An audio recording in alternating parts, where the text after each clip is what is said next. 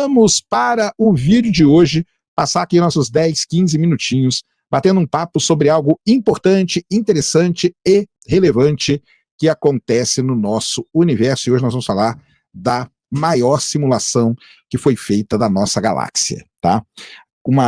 Usando IA, olha aí, ó, usando inteligência artificial, e nós vamos entender o porquê que usar inteligência artificial aqui. É uma situação bem interessante. Os pesquisadores conseguiram simular 100 bilhões de estrelas. Primeira coisa, né, por que a gente quer fazer uma simulação da Via Láctea? Então, quando a gente cria um modelo computacional de algo, é muito melhor para você estudar as coisas, né? Então, você pode fazer um laboratório. Quando você tem um laboratório de química, você vai lá no laboratório de química e faz as coisas. Qual é o laboratório para astronomia? É o próprio universo, certo? E qual é o laboratório para estudar o que acontece numa galáxia, formação de estrela, buraco negro, entre outras coisas? Você tem a própria galáxia. Então, se você faz um modelo computacional dessa galáxia, você pode estudar tudo no computador, testar hipóteses, e é muito melhor você fazer tudo aqui, e depois aí você vai entender legal como que acontecem as coisas, tá? Só que, qual é o grande problema? É esse aqui, ó, é você criar um gêmeo digital. Porque os modelos, por si só, eles têm intrinsecamente neles aproximações. Então não existe um modelo perfeito. O modelo perfeito é a realidade. O modelo está tentando imitar a realidade. E a gente chega e barra em vários grandes problemas, né? A gente barra, por exemplo, um problema de estrutura. Então a gente precisa ter máquina capaz de rodar tudo isso. Também tem um problema de todas os processos que a gente quer representar. Além disso, tem um outro problema muito sério quando a gente lida com modelagem, tá? Que é um problema de escala. Então o universo ele tem esse problema de escala também. Então, por exemplo, a gente tem a pequena escala, que são as explosões supernovas, síntese de elementos e tal, que acontecem nessa ordem de grandeza aqui, de anos-luz a milhares de anos-luz, e a gente tem a grande escala. Por exemplo, toda a dinâmica de fluidos que está ali, né? Toda a hidrodinâmica da galáxia é de milhões a bilhões de anos-luz. Então, como juntar essas duas coisas? Que é um dos grandes problemas que a gente tem em simulação, que é como juntar fenômenos que ocorrem em escalas diferentes. E a inteligência artificial é muito boa para fazer esse tipo de ajuste, tá? Então é o seguinte, a primeira coisa que a gente vai, né, é tentar o quê? Fazer a simulação com muita máquina. Então vamos lá, bora meter máquina no negócio e rodar o que a gente sabe.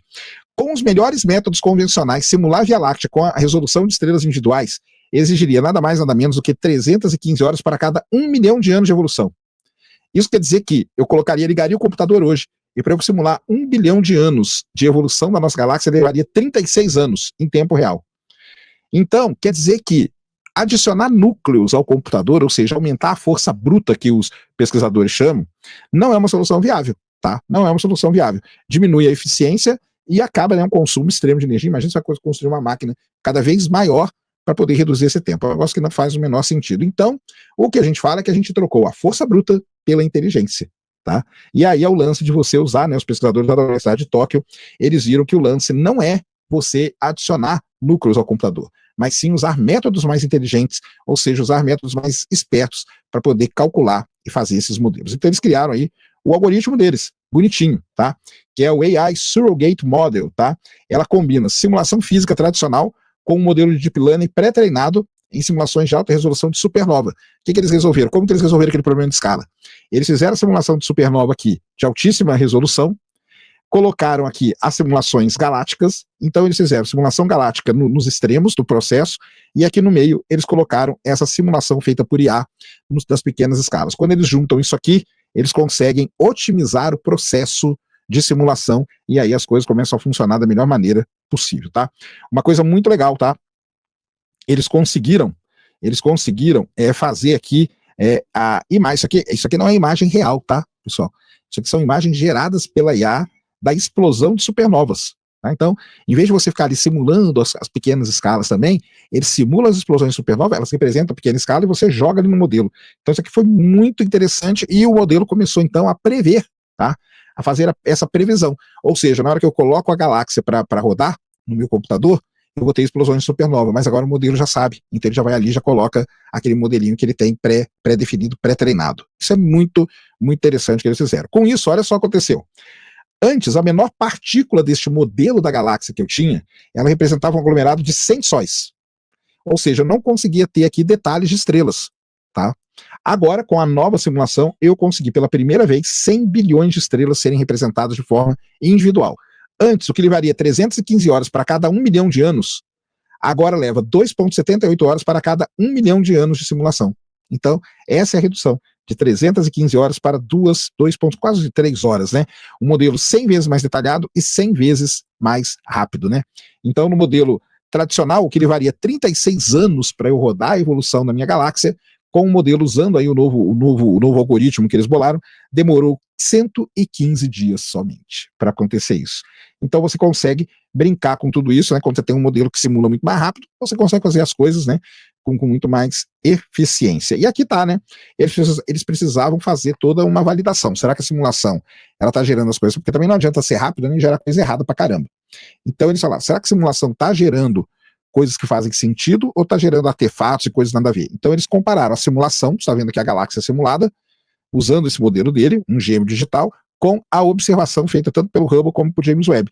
E aí você vê direitinho que está com uma excelente representatividade, ou seja, o modelo está, assim, realmente rodando fino, como a gente fala, tá? E aí é o seguinte, você deve estar pensando, pô, mas ficar simulando galáxia, cara, coisa chata, galáxia não dá nada na nossa vida. Isso é verdade. Porém, quando você faz um modelo desse rodar num ambiente extremo que é a astronomia, e a astronomia, pessoal, serve para isso, tá? Para testar esses modelos extremos. Então, quando você faz uma simulação na astronomia, ela funciona, que é o caso de ter funcionado para a galáxia, você pode agora usar isso, tanto, por exemplo, para oceanografia, para mudanças climáticas, porque os modelos climáticos, eles são extremamente complexos também.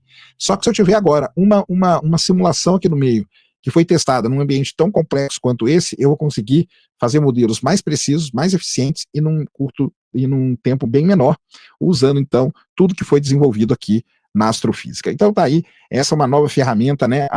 Isso aí tudo mostra que as simulações aceleradas por IA podem ir além do reconhecimento simples de padrão, né?